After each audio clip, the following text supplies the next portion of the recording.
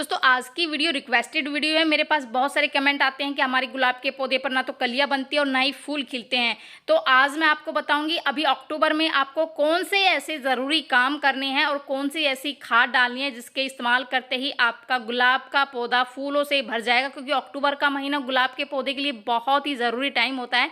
इस टाइम पर अगर हम ये काम कर लेते तो पूरी सर्दी हमारा जो प्लांट है वो फूलों से भर जाएगा। तो कौन सी खाद और किस तरीके से हम अपने पौधे में इस्तेमाल करने हैं दोस्तों आगे वीडियो में बताने वाली हूँ। तो वीडियो स्टार्ट करते हैं। नमस्कार दोस्तों आप मेरे प्लांट पर देख रहे हैं हर एक ब्रांच पर कितनी सारी कलियां बनी हुई। मैं आपको हर एक ब्रांच दिखा रही हूँ और गुच्छों में कलियां बनी हुई है। इतनी कलियां बनी हुई है, पूरा प्लांट कलियों से भरा हुआ है।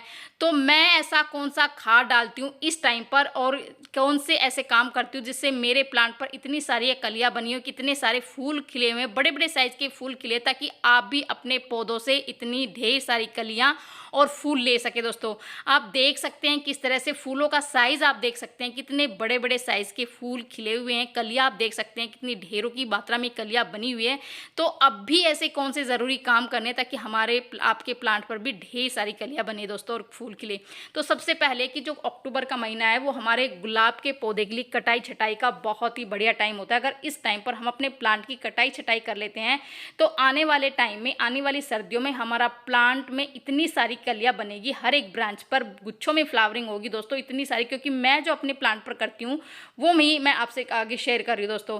तो मैं अपने प्लांट पर इस टाइम पर कंजूसी बिल्कुल नहीं करती हूँ कटाई छटाई की, बिल्कुल बहुत ही हार्ड प्रूनिंग कर देती हूँ। जिससे होता क्या है कि हार्ड प्रूनिंग से क्या होता है कि जहाँ जहाँ से हम कट करते हैं ना, वहाँ से न्यू बेसल शूट्स निकलती है।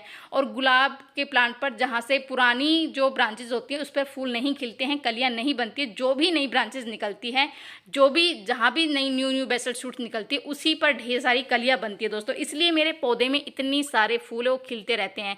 तो देखिए यहाँ से मैंने कट किया था कुछ टाइम पहले, तो यहीं से आप बिल्कुल पास से ही न्यू बेसल शूट निकली, नई ब्रांचेज निकली है और इसी पर कलियाँ बनेगी और ढेर सारी कलियाँ बनेगी दोस्तों। दूसरा ये कि हमारे प्लांट पर इस तरह से जब भी हम इस तरह से प्रूनिंग करते हैं, कट करते हैं, जहाँ जहाँ जिस भी ब्रांच को हम कट करते हैं उससे किसी भी तरह की फंगस की समस्या ना हो, तो अब वो आपको कोई भी किसी भी तरह का फंगिसाइड हो, अगर वो नहीं है तो आप हल्दी पाउडर का इस्तेमाल कर सकते हैं। क्योंकि हल्दी पाउडर एक एंटी बैक्टीरियल और एंटी फंगल इसमें प्रॉपर्टीज होती है, किसी भी तरह का फंगस हमारे प्लांट पर नहीं लगने देती दोस्तों। तीसरा ये है कि जहाँ से भी आप कट करते हैं वहाँ से आप न्यू बहुत सारी कटिंग अभी अक्टूबर के महीने में ग्रो कर सकते हैं। एक ही प्लांट से आप बहुत सारे प्लांट ग्रो कर सकते हैं।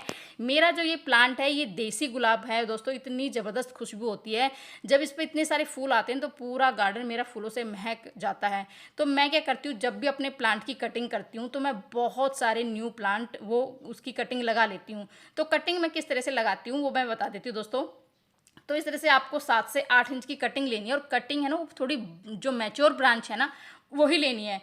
मैच्योर ब्रांच की आपकी इस तरह से 7 से 8 इंच की आपको इस तरह से कटिंग लेनी है। देखिए मैं कितनी सारी कटिंग, और मैंने एक ही प्लांट से न जाने कितने प्लांट ग्रो कर लिए हैं और बहुत सारे प्लांट मैं बांट भी देती हूँ। तो इस तरह से आप जो हमारा नेचुरल रूटिंग हार्मोन है जो कि एलोवेरा है, मैं बाज़ार से कोई भी रूटिंग हार्मोन नहीं खरीदती हूँ। मैं जब भी कटिंग लगाती हूँ एलोवेरा जेल में डिप करके लगा देती हूँ और मेरी बहुत सारी कटिंग वो सक्सेसफुल होती है दोस्तों, जो कि मैं आपको दिखाऊंगी कि मैंने बहुत सारी कटिंग है वो लगाई हुई। देखिए मैंने कुछ टाइम पहले, आज से 10-15 दिन पहले ये कटिंग लगाई थी इस तरह से। और देखिए इसमें भी न्यू जो है ना बिल्कुल कटिंग हमारी जो सक्सेसफुल हो चुकी है। ऐसे मैं बहुत सारी कटिंग लगाती हूँ और बहुत सारे मैंने इतने सारे गुलाब, क्योंकि मेरा जो गुलाब खिलता है ना तो बहुत सारे लोग मेरे पास आते हैं इसकी कटिंग मांगने के लिए, क्योंकि इतना ज़बरदस्त इसकी फ्लावरिंग होती है, बहुत ही बढ़िया। तो मैं भी इतनी सारी कटिंग है वो ग्रो कर लेती हूँ और फिर मैं बांट देती हूँ दोस्तों। इसके बाद दोस्तों हमें इस टाइम पर अपने प्लांट की गुड़ाई ज़रूर करनी है, क्योंकि लगातार बारिश की वजह से हमारे प्लांट की मिट्टी काफ़ी सख्त हो जाती है, जिससे हमारे प्लांट में जो है ना वो हवा प्रॉपर जड़ों तक नहीं पहुंच पाती है। जड़ों में लगातार नमी के कारण फंगस की समस्या हो जाती है।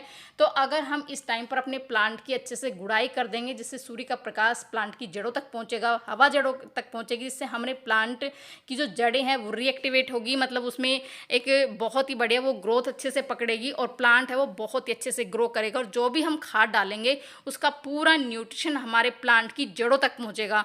तो इस टाइम पर अगर हम प्लांट की जो मिट्टी है वो ढीली कर कर देते हैं, अच्छे से गुड़ाई कर देते हैं, वो बहुत ही बढ़िया काम करेगी।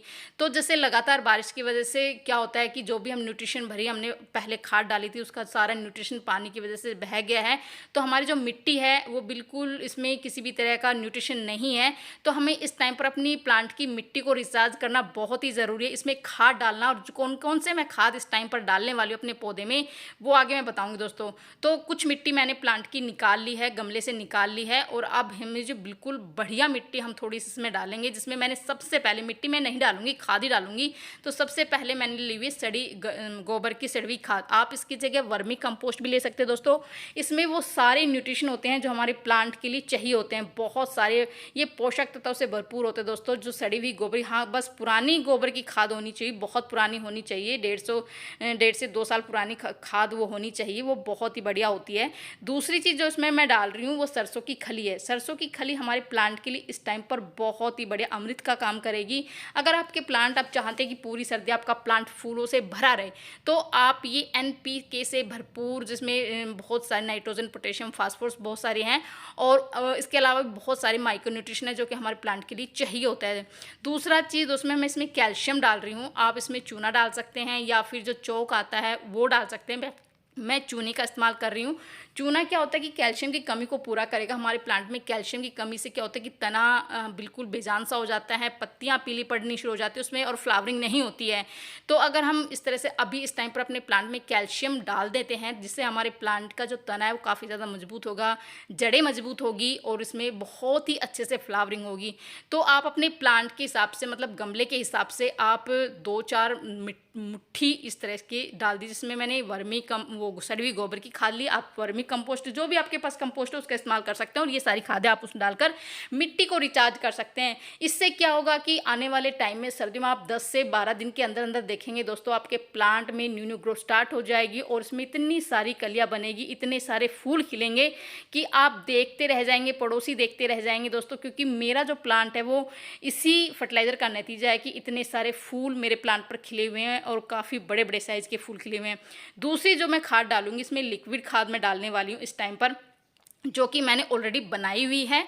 और ये आप देख सकते हैं, ये मिट्टी का छोटी सी मटकी है, और इसमें मैंने जो कंडे आते हैं ना, गोबर की गाय के कंडे, वो मैंने 2-3 दिन पहले भिगो दिए थे दोस्तों। देखिए ये गोबर की गाय के कंडे, और कंडे हैं वो भी काफ़ी पुराने थे, कम से कम 6 महीने पुराने कंडे होनी चाहिए, और उसका इस्तेमाल आपको करना है। तो आधा कंडे को आप इस तरह से 1 से 1.5 लीटर पानी में 2-3 दिन के लिए भिगो कर छोड़ दीजिए, और इसका जो लिक्विड फर्टिलाइज़र है वो बनकर बिल्कुल तैयार हो चुका है। और इसमें हम सिंपल 3 या 4 गुना सिंपल पानी में डाइल्यूट करके, आप जितने भी आपके गुलाब के पौधे हैं, गुड़हल के, जितने भी फ्लावरिंग प्लांट है उसमें आप डाल सकते हैं। 1-1 डब्बा भर के आप डाल सकते हैं दोस्तों, बहुत ही बढ़िया। क्योंकि अगर एक्स्ट्रा भी थोड़ा डल जाता है तो ये बिल्कुल ऑर्गेनिक है, किसी भी तरह का आपके प्लांट पर किसी भी तरह की हानि नहीं होगी, बहुत ही बढ़िया आपको रिजल्ट मिलेगा। छोटे छोटे प्लांट फूलों से भर जाएंगे। मेरा जो प्लांट है मैंने कटिंग से तैयार किया था, और आप देख सकते हैं किस तरह से जो है ना, छोटे से प्लांट पर इतने सारे फूल खिले हुए हैं। और इस तरह से पत्तियां जो सड़ी गड़ी, जैसे पत्तियां पीली पड़ जाती, सूख जाती, उसको भी आप तुरंत निकाल दें, जिससे प्लांट हमारा काफ़ी ज़्यादा हेल्दी रहेगा, और बहुत सारे इसमें फूल खिलते रहेंगे। बहुत ही बढ़िया काम करेगा दोस्तों। और उसमें जैसे हमारे प्लांट पर फंगस की समस्या आ जाती है, काले काले कीड़े लग जाते हैं, तो उसके लिए आप क्या कर सकते हैं, इसमें आप जो हमारा खाने वाला सोडा होता है ना, आप उसका चुटकी भर वो डाल दीजिए 1 लीटर पानी में। और कोई भी आप शैम्पू ले सकते हैं, या इस तरह से हैंड वॉश जो हमारा डेटॉल का आता है उससे 2-4 बूंदे आप वो ले लीजिए।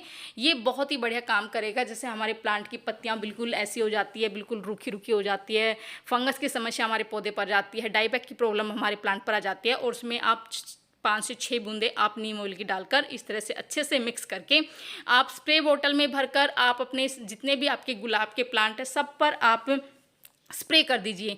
इससे बहुत ही बढ़िया रिजल्ट मिलेगा। किसी भी तरह की फंगस की, डाईबैक की प्रॉब्लम आपके प्लांट पर है वो बिल्कुल ख़त्म हो जाएगी, और छोटे छोटे प्लांट आपके फूलों से भर जाएंगे दोस्तों।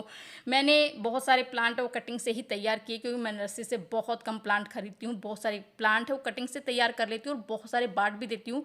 गुलाब के तो मैंने इतने सारे प्लांट तैयार कर लिए हैं दोस्तों, क्योंकि मेरा ये देसी गुलाब है और इसकी ज़बरदस्त खुशबू होती है, और इसमें फ्लावरिंग होती है, तो बहुत सारे लोग मेरे पास इस तरह से मांगने आ जाते हैं। तो इस तरह से आप भी अपने गुलाब के पौधे को फूलों से भर सकते हैं। तो कैसी लगी जानकारी, पसंद है शेयर करो।